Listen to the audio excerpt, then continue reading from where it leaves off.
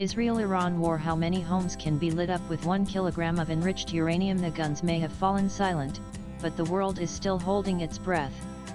Just hours after US President Donald Trump declared a total and complete ceasefire between Iran and Israel, effectively ending what's being termed the 12-day war, a chilling question is being whispered across diplomatic and intelligence circles alike: where is Iran's highly enriched uranium? This unsettling uncertainty emerged after the US carried out a series of targeted strikes on 3 of Iran's nuclear facilities. These sites, according to the US, were completely destroyed using advanced bunker-busting munitions.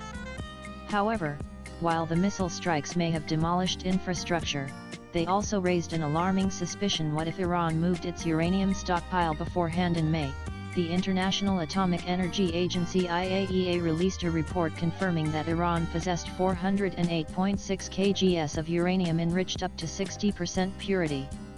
That's a significant jump from the 133.8 kgs recorded just 3 months earlier in February. For context, nuclear weapons require uranium enriched to 90%.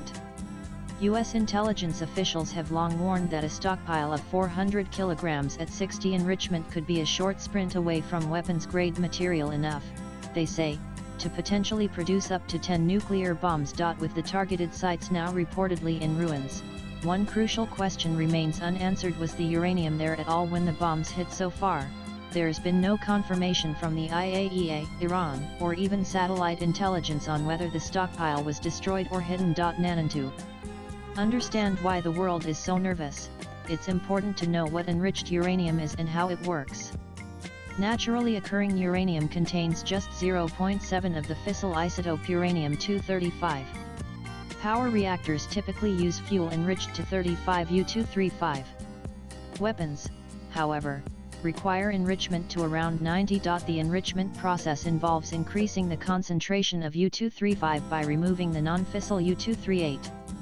This makes the uranium fissile, meaning its atoms can be split by neutrons, unleashing vast amounts of energy, whether for peaceful electricity or devastating explosions. If channeled into civilian use, enriched uranium has almost mythical energy potential. A single kilogram of uranium-235 can theoretically generate about 24 million kilowatt-hour of electricity. That's roughly 20 terajoules or 1,111 megawatt-hours, enough to power 6,666 households for an entire year, based on average annual consumption. To put this in perspective, coal, our most common source of thermal energy, doesn't even come close. It would take 160 tons of coal to produce the energy in just 1 kilogram of uranium. But the potential doesn't stop at homes.